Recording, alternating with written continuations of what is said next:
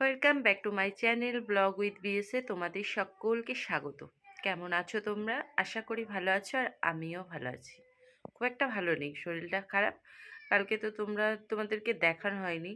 আমি কালকে সেই দুপুরের বেলা ভিডিও করার পর আর ভিডিও করতে পারিনি, তার কারণ ভীষণ শরীর খারাপ ছিল, খুব কাশি হচ্ছিল, আর সঙ্গে জ্বর এসেছিল। তো তারপর তোমাদের দাদা আমাকে সন্ধ্যাবেলা ডাক্তারের কাছে নিয়ে গেছিলো, আর ওখান থেকে ওষুধ দিয়েছিল। ওষুধ খেয়ে আমি আর ফোন টোন করি, ভিডিও করিনি রাত্রে। হয়তো ও আমাকে অনেকটা ওষুধও দিয়েছিল কালকে রাত্রে ডাক্তারের ওখানে যাওয়ার পর। দেখো এই ওষুধটা দিয়েছিল, এটা কাশির ওষুধ। তারপর প্রেশার ছিল না বলে যে এই ভিটামিনটা দিয়েছিল, এই ভিটামিন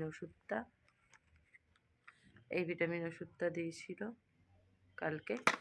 আর এটা অ্যান্টিবায়োটিক, এই ওষুধটা, এটা ছিল অ্যান্টিবায়োটিক।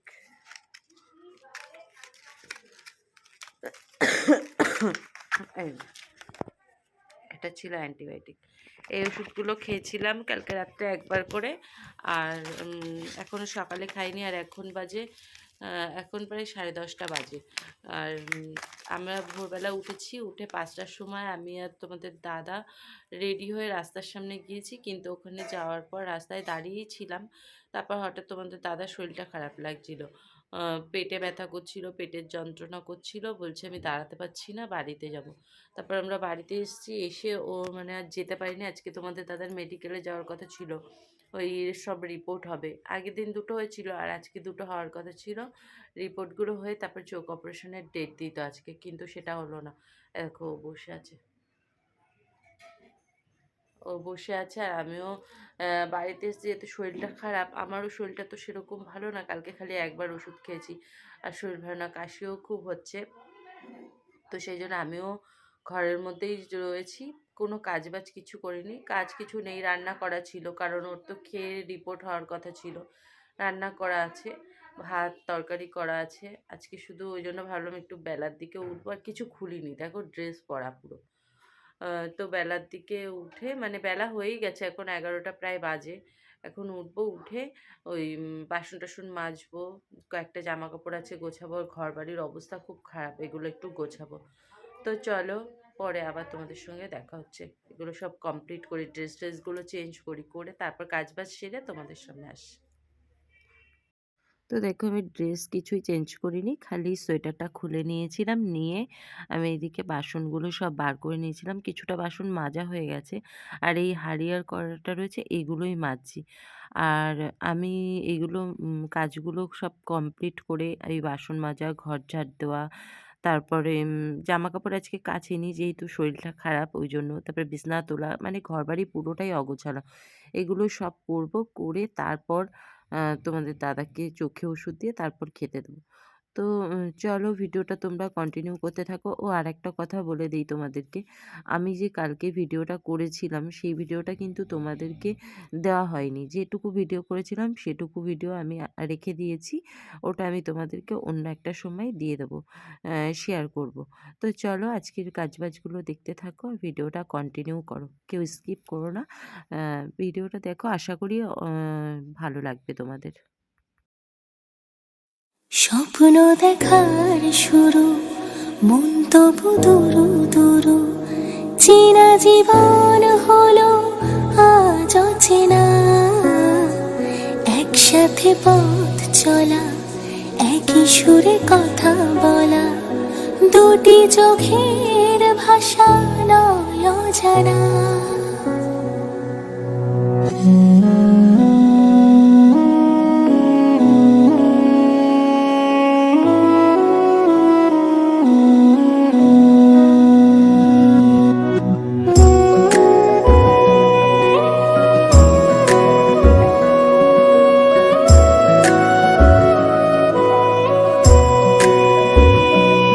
টুকরো হাসি যে মেঘ সরালো,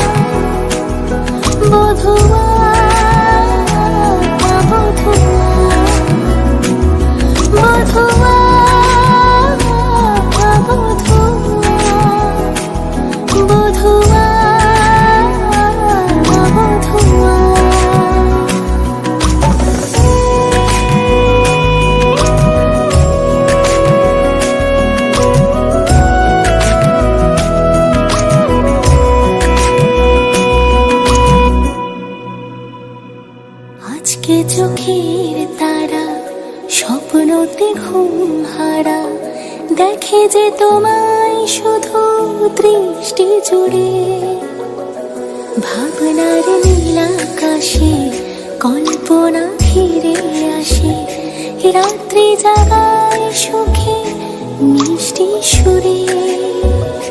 ভালোবাসা ছিল মনে একা, তুমি সাথী হয়ে দিলে দেখা, প্রেমের ছোঁয়াতে এমন হারালো বধুয়া, বধুয়া, বধুয়া,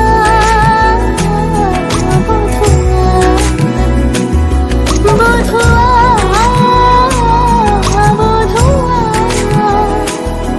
বধুয়া,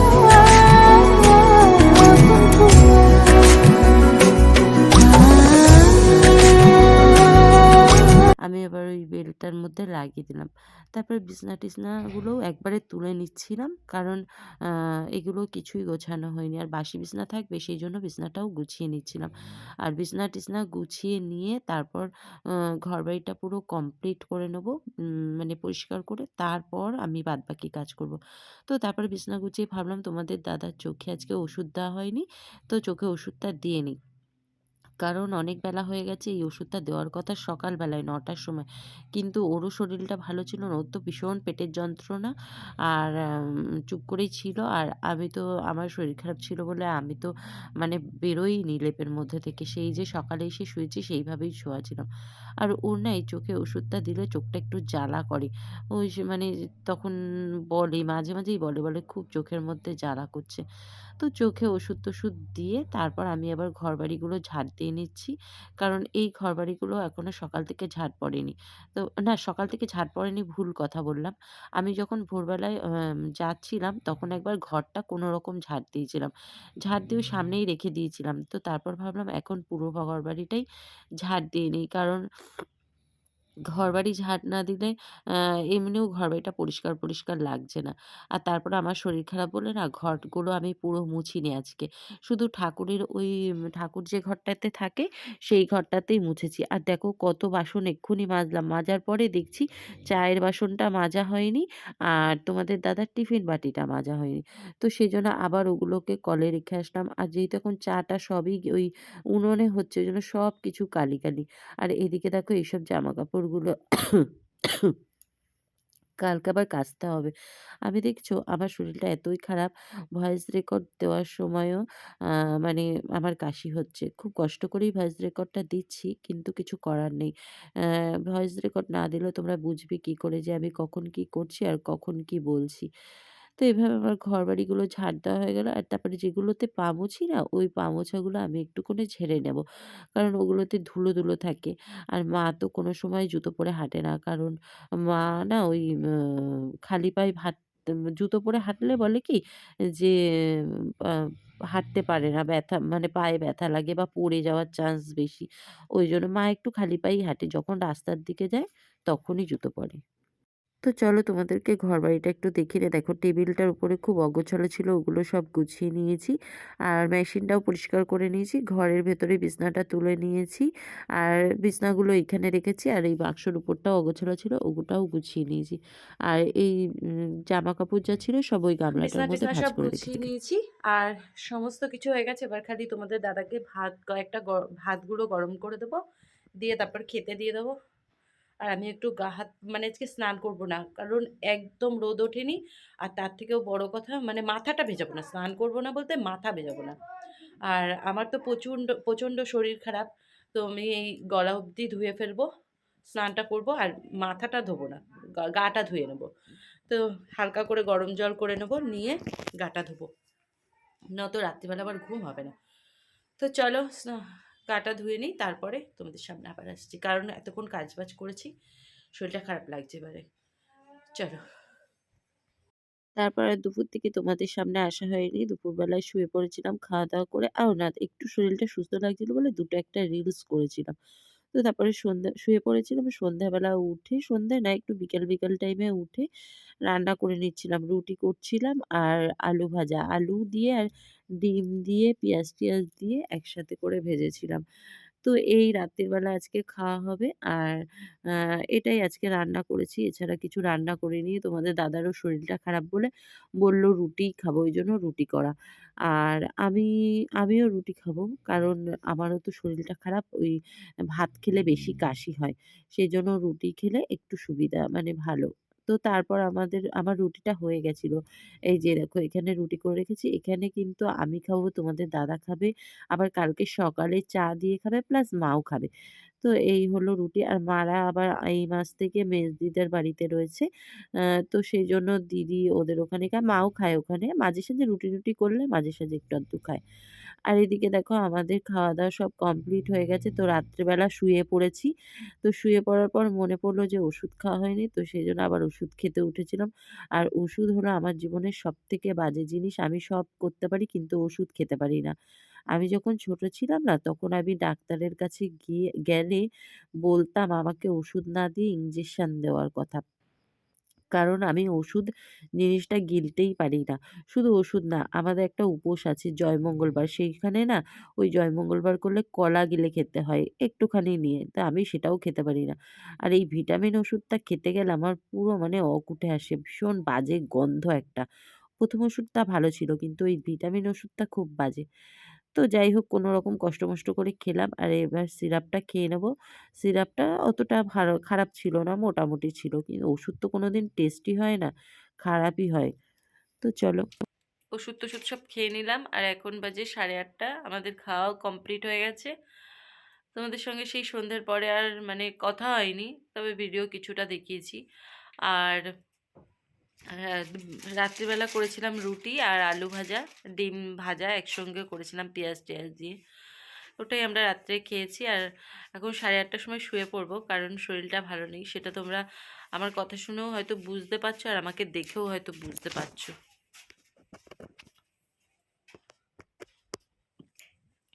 তো যাই হোক আজকের মতো ভিডিওটা এই অবধি। ভালো লাগলে অবশ্যই লাইক, কমেন্ট, শেয়ার করবে। আর যারা আমার চ্যানেলে নতুন আছো অবশ্যই চ্যানেলটিকে সাবস্ক্রাইব করবে।